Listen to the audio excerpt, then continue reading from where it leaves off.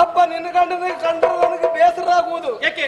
ನಿಂತ್ಕೊಳ್ಳಿಕ್ಕಾಗದ ನಿನ್ನೇ ಆಧರಿಸ್ಕೊಂಡು ನಿಂತ್ಕೊಂಡಿದ್ದಾನೆ ಪುಣ್ಯಾತ್ಮ. ಇನ್ನೆಂತ ಮಾಡ್ತಾನೆ? ನೀ ದಂಡ ನೀವು ಕಟ್ಟಿಟ್ಕೊಳ್ಳಿ. ನೀನು ದಂಡಪಿಂಡ ಗಟ್ಟಿ ಹಿಡ್ಕೊಳ್ಬೇಕಾದ ಅವ ಬೀಳ್ತಾನಂತ ನೀನ್ ಬೀಳ್ತೀಯಂತ. ಅದು ನಮ್ಮಿಬ್ಬರಲ್ಲಿ ಹೊಂದಾಣಿಕೆ, ನಿನಗೇನು ಸಮಸ್ಯೆ ಇಲ್ಲಲ್ಲ? ಇದು ಎಷ್ಟು ವರ್ಷ ಹೊಂದಾಣಿಕೆ ಏನೋ ಗೊತ್ತಿಲ್ಲ. ಅದು ಹಾಗೆ ಮದುವೆ ಆದಲ್ಲಿಂದ ಹಾಗೆ ಒಂದು ಮದುವೆ ಆಗು ಗೊತ್ತಾಗ್ತದೆ. ಈ ಹೊಂದಾಣಿಕೆ ಈ ವರ್ಷಕ್ಕೆ ಕೊನೆ ಆಗ್ತದ?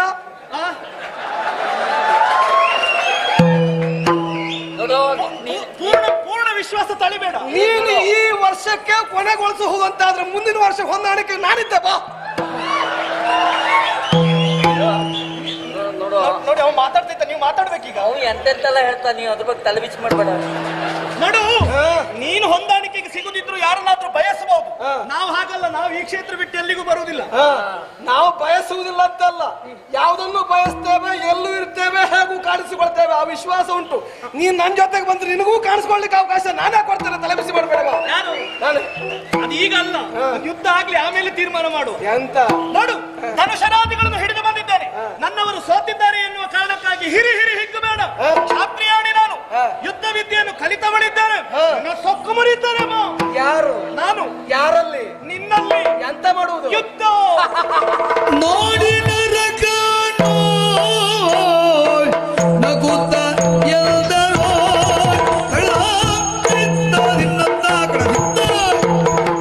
ತತ್ತೋಂತ ದಿಕ್ಕುತ್ತಾದಿ ದಿನ ತತ್ತೋಂತ ದಿಕ್ಕುತ್ತಾದಿ ತತ್ತೋಂತ ದಿಕ್ಕುತ್ತಾದಿ ತತ್ತೋಂತ ದಿಕ್ಕುತ್ತಾದಿ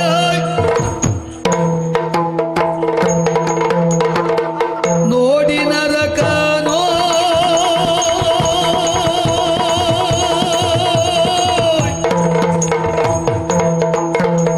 ನೋಡಿ ನರಕನೋ ನೋಡಿ ನರಕನೋ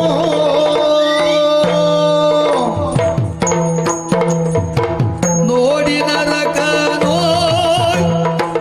ನೋಡಿ ನರಕನೋ ನಗುತ್ತಾಲೆಂದನೋ ನಗುತ್ತ ಎಲ್ದನೋ ನೋಡಿ ನರಕನೋ ನೋಡಿ ನರಕನೋ ನೋಡಿ ನರಕನೋ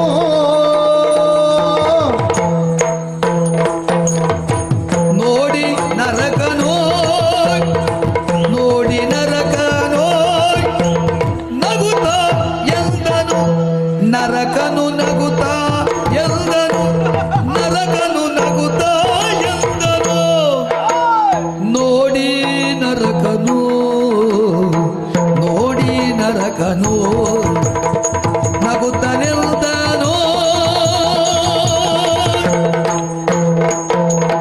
ಕೋಡಿ ಇಲ್ಲದೆ ಕೋಡಿ ಇಲ್ಲದೆ ಎನ್ನೊಳು ಕಡುಗ ಕೋರಿದೆ ಕೋಡಿ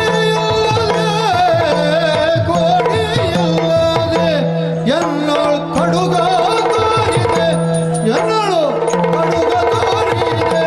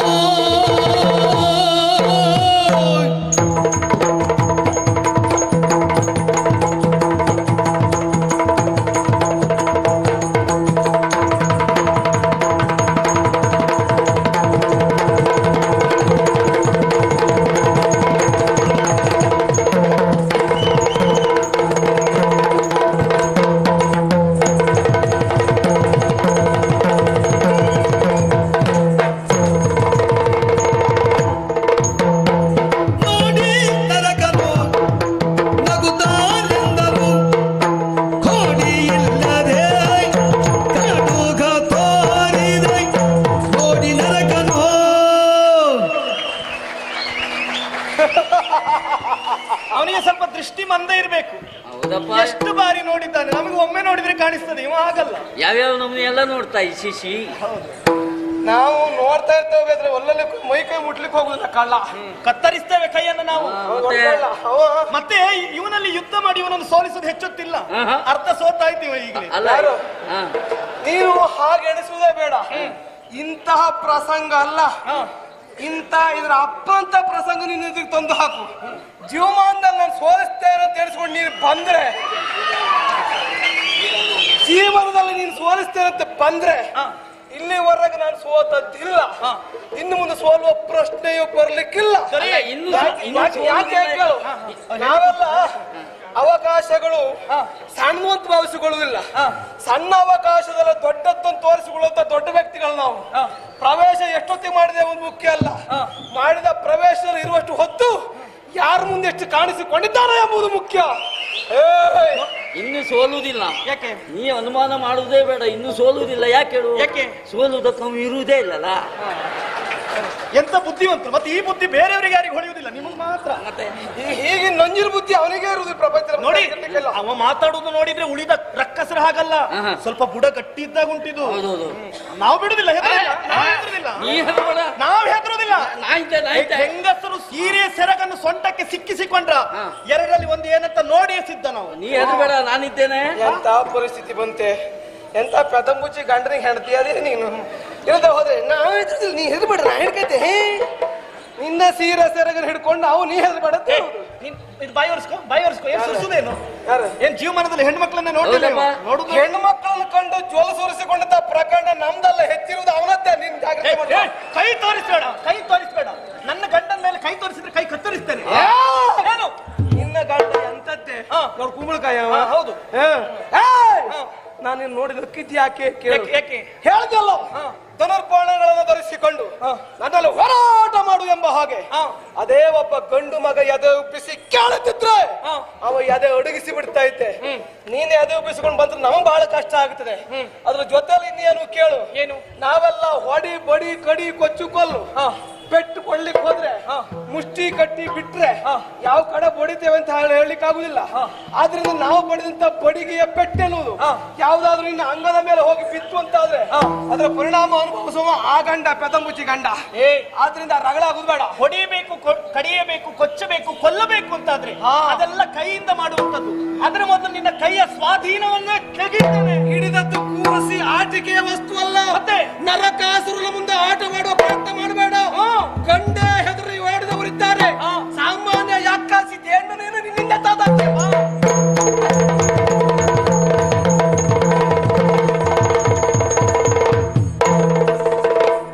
ಸತಿ ಪುರುಷರೊಂದಾಗಿ ಸಮರದಿ ಕತಿಯೊಳೆಚ್ಚಡೆ ಕ್ಷಿತಿ ಕುಮಾರ ಕರೆಯುವುದ ತನ್ನಯ ಮನದಿ ಯೋಚಿಸುತ್ತ ಬ್ರಹ್ಮ ನುಡಿ ನಿಜವಾಯ್ತು.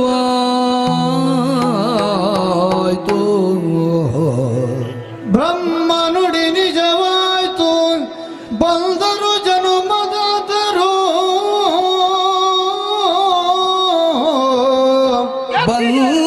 ಬಂದಿಗರು ಜನುಮದಾದರು ಎನು ತಲೀಕ್ಷಿಸಿ ಸನ್ನತಿಸಿ ನುಡಿದ. ಬಂದಿರೆ ತಾಯಿ ತಂದೆಯರೋ, ಬಂದಿರೆ ತಾಯಿ ತಂದೆಯರು, ಬಂದಿರೆ ಲೋಕಪಾಲಕರು. ಕಂದನ ಜೀವನದ ಬಂಧನವ ಗರಿಸಲು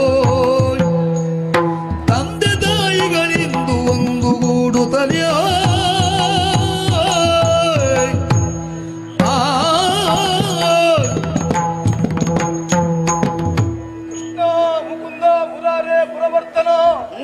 ಶರಣಂ ಶರಣಂ ಶರಣಂ. ನನಗೊಂದು ಅರ್ಥವಾಗುತ್ತಾ ಇಲ್ಲ, ಯಾಕೆ ನರಕಾಸುರ ಸೋಲನ್ನ ಕಂಡ ಎಂಬ ಹಾಗೆ ಚರಾಚರ ಪ್ರಪಂಚದಲ್ಲಿ ಯಾವ ಜೀವಿಗೂ ನಲುಗುದೈತದ್ದ ಅಡಗದೈತದ್ದ ಬೆದರ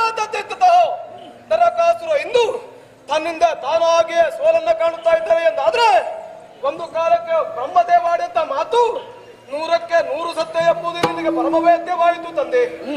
ಯಾವ ಕಾಲಕ್ಕೆ ನಿನ್ನ ತಂದೆ ತಾಯಿಗಳು ನಿನ್ನ ಕಣ್ಮುಖದಲ್ಲಿ ಕಾಣಿಸುತ್ತಾರೋ ಆವಾಗ ನಿನ್ನ ಪಾಲಿಗೆ ಸಾವು ಎನ್ನುವುದು ಬರ್ತದೆ ಎಂಬ ಹಾಗೆ ತಂದೆಯೇ ನನಗಿಲ್ಲಿ ಆಶ್ಚರ್ಯವಾದದ್ದು. ಹುಟ್ಟಿಸಿದ ಮಕ್ಕಳನ್ನ ಯಾವ ತಂದೆ ತಾಯಿಯಾದ್ರೂ ಸಹ ಕೊಲ್ಲುವುದಕ್ಕೆ ಸಾಧ್ಯವಿಲ್ಲ, ಕೊಲ್ಲಿಸುವುದಕ್ಕೂ ಸಾಧ್ಯ ಇಲ್ಲ. ಜಗತ್ತಿನಲ್ಲಿ ಕೆಟ್ಟ ಮಕ್ಕಳಾದ್ರೂ ಹುಟ್ಟಿಯಾರು ಕೆಟ್ಟ ತಂದೆ ತಾಯಿ ಇರುವುದಕ್ಕೆ ಸಾಧ್ಯ ಇಲ್ಲವಂತೆ. ಆದ್ರೆ ನನ್ನ ಜನನಕ್ಕೆ ಕಾರಣಕರ್ತರಾದ ಜನಕರು ಎಂಬುದು ಚೆನ್ನಾಗಿ ವೇದ್ಯವಾಯಿತು. ನೀವೇ ಹೌದಾದ್ದರಿಂದ ನಿಮ್ಮಲ್ಲಿ ಕೋರಿಕೆ ನನ್ನದು ಇಷ್ಟೇ. ಯಾಕೆ ನನ್ನನ್ನು ಹುಟ್ಟಿಸಿದ್ರಿ? ಯಾಕೆ ನನ್ನ ಇಷ್ಟು ದಿನಕ್ಕೆ ಬೆಳೆಸಿದ್ರಿ? ಯಾಕೆ ನನ್ನನ್ನು ಈ ರೀತಿಯಾದ ಸಾಯುವಿಕೆಗೆ ಮನ ಮಾಡುತ್ತಾ ಇದ್ದೀರಿ? ಹೇಳಬೇಕು ತಂದೆ. ಭರಿತ ಭಯ ಭಕ್ತಿಯಲ್ಲಿ ನುತಿಸುವ ನರಕನನು ಕಾಣುತ್ತ ಶ್ರೀವರಿ ಕರುಣದಿಂದಾತನ ತನುವ ತಡವರಿಸಿ ಮೆಚ್ಚಿದೆನು ತವ ಮನೋರಥವ ಕರುಣಿಸುವೆ ತ್ವದಿಚ್ಛಿತವ ನೀನು ಸುರು. ಮಗನೇ, ಓ ತಂದೆ, ನಾವೇ ಅದು ಎನ್ನುವುದನ್ನು ಅರ್ಥವಿಸಿಕೊಳ್ಳುವುದರ ಮೂಲಕವಾಗಿ ಯಾಕೆ ಹೀಗೆ ಎನ್ನುವಂತ ಅರ್ಥವನ್ನು ಕೇಳ್ತಾ ಇದ್ದೀಯ. ಎಲ್ಲವೂ ಡೋಲಾಯಮಾನವಾದಂತಹ ಸ್ಥಿತಿಯಲ್ಲಿ ನಾನಿದ್ದೇನೆ, ಕಾಣ್ತಾ ಇದ್ದೇನೆ. ಹಾಗಿರುವಾಗ ಈ ನಿನ್ನ ಸೋಲಿನ ಪರಿಣಾಮ ನಾವೇ ನಿನ್ನ ತಂದೆ ತಾಯಿಗಳು ಎನ್ನುವುದು ನಿನಗೆ ಅರಿವಾಯಿತಲ್ಲ? ಖಂಡಿತವಾಗಿ. ಹಾಗಿದ್ದಾಗ ತಂದೆ ತಾಯಿಗಳಿಂದ ಸೋಲು, ತಂದೆ ತಾಯಿಗಳಿಂದಲೇ ಸಾವು, ಇದು ನ್ಯಾಯವೇ? ಇದು ನೀನೇ ಕೇಳಿಕೊಂಡಿದ್ದು ಮಗನೇ. ತಂದೆ ತಾಯಿಗಳು ಯುದ್ಧದಲ್ಲಿ ಸಮ್ಮುಖರಾದಾಗ ನನಗೆ ಸಾವು ಬರಬೇಕು ಎನ್ನುವ ಹಾಗೆ ಹುಟ್ಟಿದ ಕ್ಷಣದಲ್ಲಿ ನರಕ ಪಾಲದಲ್ಲಿ ನಿನ್ನ ಬೆಳವಣಿಗೆ ಎನ್ನುವುದಾಯಿತು. ತಂದೆ ತಾಯಿಗಳು ಯಾರು ಎನ್ನುವ ಹಾಗೆ ನಿನಗೆ ಗೊತ್ತಿಲ್ಲ, ತಿಳಿದಿಲ್ಲ. ಅವರನ್ನ ಶೋಧಿಸುವುದಕ್ಕೆ ಮುಂದಾದೆ. ಯಾರು ಎನ್ನುವ ಹಾಗೆ ತಿಳಿಯದೇ ಇರುವಂತಹ ಕಾರಣಕ್ಕಾಗಿ ಆಸುರಿ ಪ್ರವೃತ್ತಿ ನಿನ್ನಲ್ಲಿ ಮನೆ ಮಾಡಿತು. ಎಲ್ಲವರನ್ನೂ ಹಿಂಸಿಸಿ ತಂದೆ ತಾಯಿಗಳು ಯಾರು ಎನ್ನುವ ಹಾಗೆ ಶೋಧಿಸುವುದಕ್ಕೆ ಮುಂದಾದೆ. ಮನೆಗೂ ನಾವು ಎನ್ನುವುದು ನಿನಗೆ ಅರ್ಥ ಆಯಿತು. ನಿನ್ನ ಆಸುರಿ ಪ್ರವೃತ್ತಿಯಿಂದ ಭೂಮಾಸುರನಾದ ನೀನು ನರಕಾಸುರನಾದೆ. ಭೂಮಿ ದೇವಿಯ ಮಗಳು ನೀನು. ನನ್ನ ಒಟ್ಟಿಗಿರುವಂತಹ ಸತ್ಯಭಾಮಾ ದೇವಿಯೇ ಭೂಮಿ ದೇವಿಯಾಗಿದ್ದವಳು. ಈ ಸಂದರ್ಭದಲ್ಲಿ ನೀನೇನು ನಿನ್ನ ತಪ್ಪಿನ ಅರಿವೇನು ಎನ್ನುವುದಾಯ್ತಲ್ಲ. ನಿನ್ನ ಭಕ್ತಿಗೆ ಮಣಿದಿದ್ದೇನೆ. ಏನಾಗಬೇಕು, ಏನು ಬೇಕು? ಓ ತಂದೆ, ಪಾಲಿಸು ಮುಕ್ತಿ ಚಂದ್ರಾರ್ಕರಿಪ್ಪಲ್ನೆಗೋ, ಪಾಲಿಸು ಮುಕ್ತಿ ಚಂದ್ರಾರ್ಕರಿಪ್ಪಲ್ನೆಗೋ, ಮೂಲೋಕ ಕೊಂಡಾಡುವಂತೆ ಮೇಲಾದ ಕೀರ್ತಿಯು ಬೆಳೆಯುವಂತದ ಕಾರ್ಯ ಬೇಡುವೆ ನಡೆಸಬೇಕದನು. ಓ ತಂದೆ, ನನ್ನ ಬದುಕೆ ಸಾರ್ಥಕವಾಯಿತು. ಈ ಪ್ರಪಂಚದಲ್ಲಿ ನಿನ್ನನ್ನು ಹಲವು ನಾಮಗಳಿಂದ ಕೊಂಡಾಡುವಂತ ಭಕ್ತ ಕೋಟಿಗಳು ನಿನ್ನ ಪಾದವನ್ನು ಸ್ಪರ್ಶಿಸುವ ಮೂಲಕವಾಗಿ ತಮ್ಮ ಬದುಕನ್ನ ಭಾವನೆಗೊಳಿಸಿಕೊಳ್ಳುವುದಕ್ಕೆ ಮನ ಮಾಡ್ತಾರೆ. ಆದರೆ ನರಕಾಸುರ ಹಾಗಲ್ಲ. ಭಗವಂತನಿಗೆ ಮಗನಾಗಿ ಜನಿಸಿದವನಿದ್ದಾನೆ.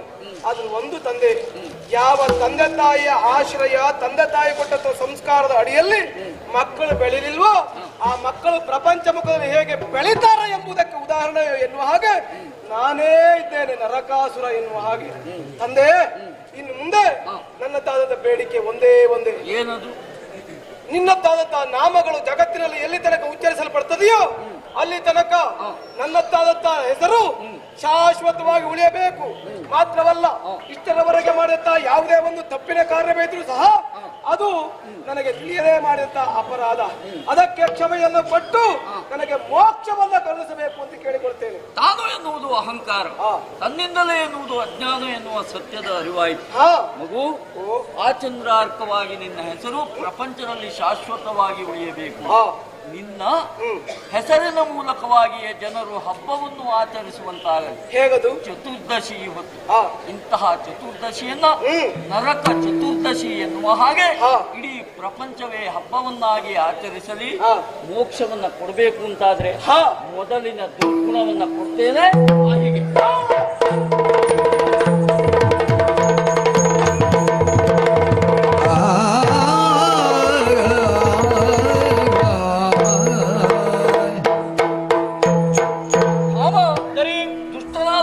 ನರಕನ ಮರ್ದನವಾಯಿತು. ಅವನ ಅದಮ್ಯವಾದಂತಹ ಭಕ್ತಿ ಎನ್ನುವುದು ಅವನ ಈ ಮೋಕ್ಷಕ್ಕೆ ಕಾರಣವಾಯಿತು. ಆದ್ರೆ ಪ್ರಪಂಚ ಇದರಿಂದ ಒಂದನ್ನು ತಿಳಿಯಬೇಕು. ಏನು? ನನ್ನ ಉದ್ದೇಶವು ಹ. ನನ್ನ ಸಂಕಲ್ಪವು ಹ್ಮ್. ಧರ್ಮ ಸಂಸ್ಥಾಪನೆ. ಹ. ಈ ಧರ್ಮ ಸಂಸ್ಥಾಪನೆಯ ಕಾರಣದಲ್ಲಿ ಹ್ಮ್. ಯಾರೇ ಆಗಿರಲಿ, ಹ. ಮಗುವೇ ಆಗಿದ್ರು ಅವನನ್ನ ಕೊಲ್ಲುವುದು ಹ. ನನ್ನ ಕರ್ತವ್ಯ. ಹ. ಮಾಮನಾದಂತಹ ಕಂಸನನ್ನ ಕೊಂದೆ, ಹ. ಮಗನಾದಂತಹ ಇವನನ್ನು ಕೊಂದೆ. ಹ. ಕಾರಣ ಏನು? ಹ್ಮ್. ಇಲ್ಲಿ ಸಂಬಂಧಗಳಿಗಿಂತ ಹ. ಧರ್ಮ ಇಲ್ಲಿ ನೆಲೆಯಾಗುವುದು ಮುಖ್ಯ ಸರಿ. ಎನ್ನುವ ಕಾರಣಕ್ಕಾಗಿ ಹ. ದೇವತೆಗಳ ವಸ್ತುಗಳನ್ನೆಲ್ಲವನ್ನು ನಾವು ಸಂಗ್ರಹಿಸಿದ್ದಾಯಿತು. ಇದನ್ನು ದೇವಲೋಕಕ್ಕೆ ಮುಟ್ಟಿಸಬೇಕಲ್ಲ. ದೇವಲೋಕಕ್ಕೆ ಕೊಂಡೊಯ್ಯಬೇಕು. ಹ. ಜೊತೆಗೆ ನಿನಗೆ ಕೊಟ್ಟು ಮಾತುಂಟು. ಹೌದು. ಪಾರಿಜಾತ ಪುಷ್ಪ, ಹ. ಆ ವೃಕ್ಷವನ್ನು ಕೊಡ್ತೇನೆ, ಹ. ಖಂಡಿತವಾಗಿ ಅದನ್ನು ಕೊಡಿಸ್ತೇನೆ. ಸರಿ. ಆ ಕಡೆ ನೋಡಿದ್ಯಾ, ಹ. ನರಕಾಸುರನ ಮಕ್ಕಳಾದಂತಹ 16,000 ಹ. ಜನ ಹೆಂಗಳೆ ಹೆಂಗಳೆ ಹ. ಅವರೆಲ್ಲ ಅನಾಥರಾಗಿದ್ದಾರೆ ಎನ್ನುವ ಹಾಗೆ ಹೇಳ್ತಾ ಇದ್ದಾರೆ. ಹ್ಮ್. ಅವರಿಗೆಲ್ಲವರಿಗೂ ನಾನೇ ಬದುಕನ್ನ ಕೊಡ್ತೇನೆ. ಹ. ಯಾಕೆಂದ್ರೆ ಅನಾಥರಾಗಬಾರದು ಎನ್ನುವ ಕಾರಣಕ್ಕಾಗಿ ಹ. ಅವರನ್ನೆಲ್ಲವರನ್ನು ಒಂದುಗೂಡಿಸಿಕೊಂಡು ಸರಿ. ನಡೆಯೋಣ.